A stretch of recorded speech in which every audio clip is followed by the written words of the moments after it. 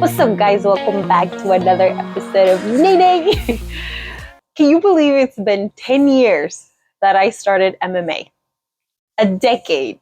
I know. 10 years worth of lessons, 10 years worth of life-changing experiences. I know I sound so cliche, but it's just true.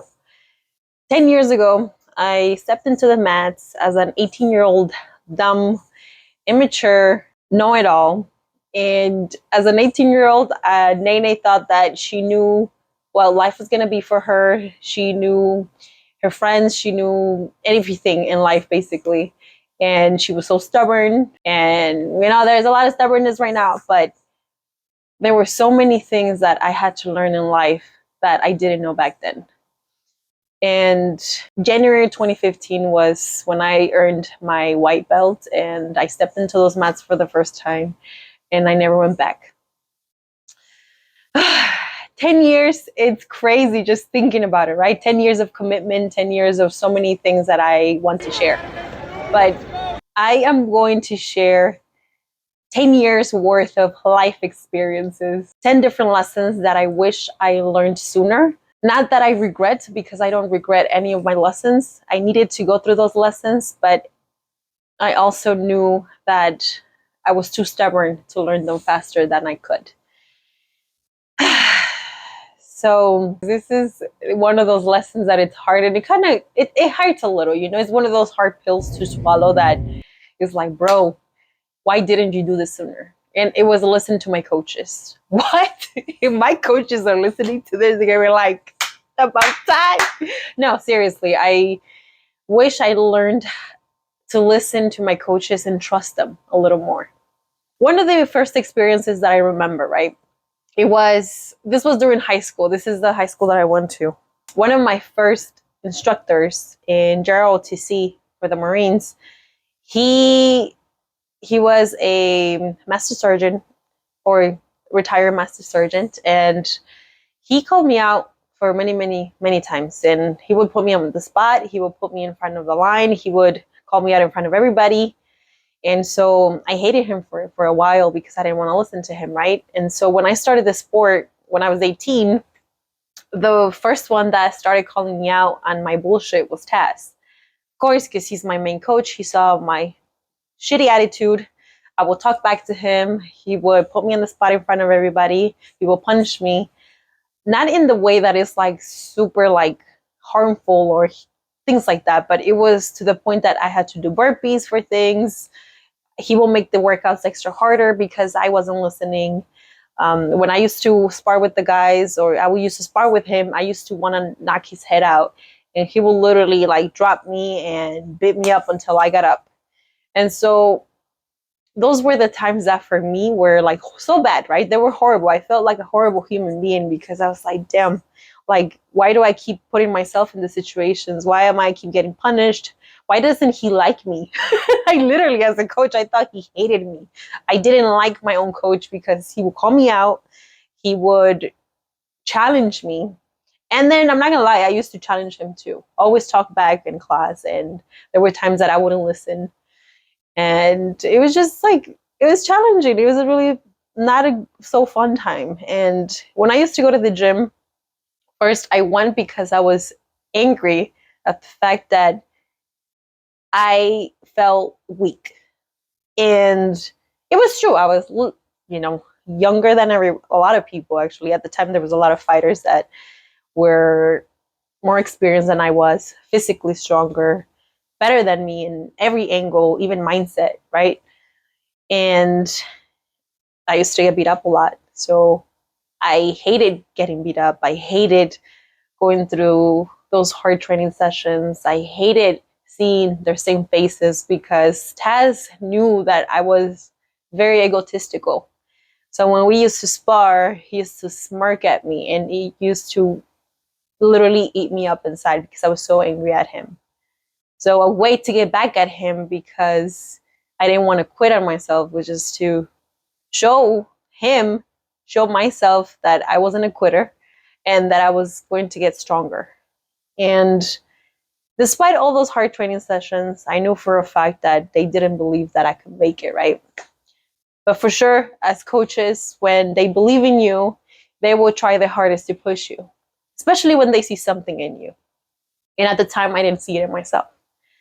And so Chaz was the one that called me out because he believed in me. He wanted me to be a better person, literally for myself, for my family, for the team, but I didn't listen. So the lessons that I used to need at the time, right, were to be more respectful for myself, for others, and I didn't know how to respect myself. So when he used to call me out and tell me, like, you don't have respect for yourself, that used to hurt me a lot.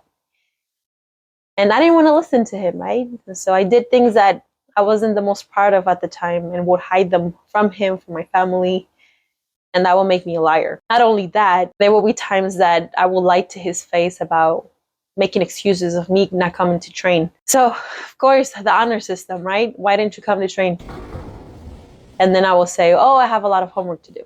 When in reality, I was out with my boyfriend or I was out with friends. And then he will find out about it. And then, of course, the next time I will go to the gym, I will get beat up. And it's like, it was just the consequence of my own actions. I would do these things to myself, but I wouldn't realize that these things were only harming me and harming the ones that I love, because I was lying to myself. I was lying to him. I was lying to my sister. I was lying to my mom. I was lying to all these people that didn't deserve to be lied to. Coach Mac is another one of my coaches. And when I used to spar, he would tell me to do certain things, right? And I would try my best to push myself because, one, I was very scared of him. I've always been scared of my coach. But then two, knowing the fact that he will tell me, okay, do this, strike here, or use your tools, things like that, I didn't listen. And I was just so hard-headed, right? And it's like, he would tell us to shadow box and visualize our opponent. And there were times that I would struggle doing that. So my shadow boxing was like really ugly. Like, looking back, it's like, bro, I needed to fix so much of myself, my mindset, and everything that I was going through mentally and emotionally was translating physically into my training. There was one of those conversations that I had with Taz one day. He sort of said that he didn't see me, lasting any longer. And I could tell the face of disappointment from him and even Mac. I call him Mac, but it's Coach Mac. And like, those things would hurt me a lot. I only knew that they were disappointed because I wasn't doing the right thing. And that was outside of just training, because again, training is one thing, but if you can fix whatever is in your mind and your heart, it's going to translate into your training. There's one thing that I always say to the people that I talk to the closest. Training will expose you. Being in a fight, being in a cage will expose you. And when I first stepped into that cage for the first time, I couldn't hide. The opponent that I was going to fight at the time, she looked really intimidating. And shit that, when you look intimidating, it's scary. Going into the cage when no one is going to protect you, you can run away. It's one of the scariest things you could experience. But I know there was a part of me that wanted more for myself. So I decided to step into the cage for the first time. But it was very hard. I had to face my own demons. And so one of the things that I, thank my coaches for. Damn. Oh, God.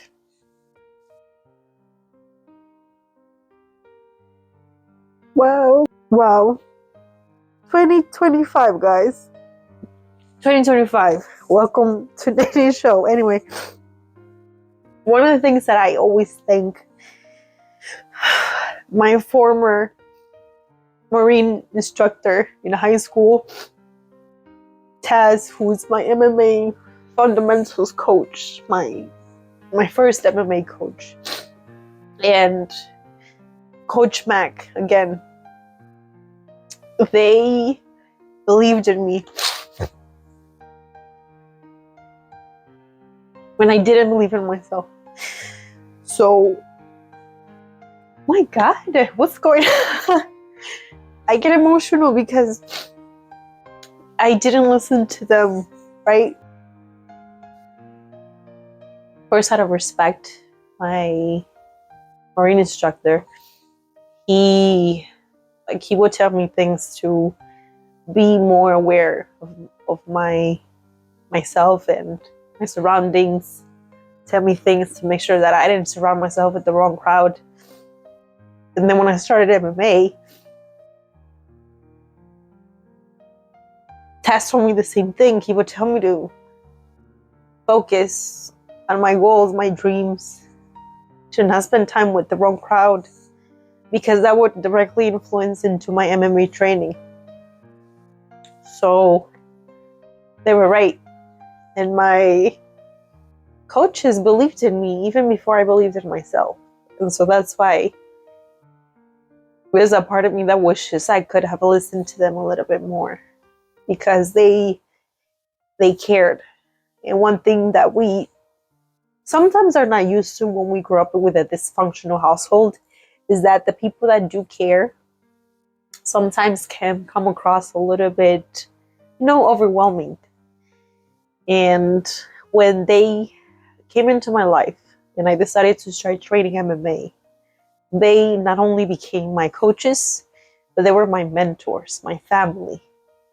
And I didn't see that at the time. I just felt like they were about to attack me. I felt attacked all the time because I didn't know how to respond to their care, to their love as coaches.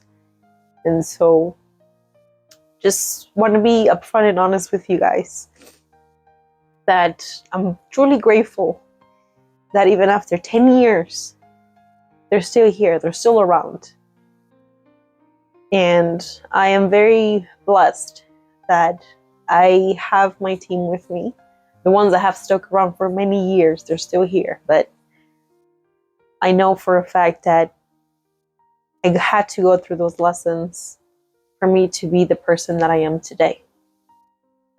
And so if you're still listening to this after me just crying it out, it's been a while since I cried on YouTube, but after 10 years, they're still here, they're still loyal.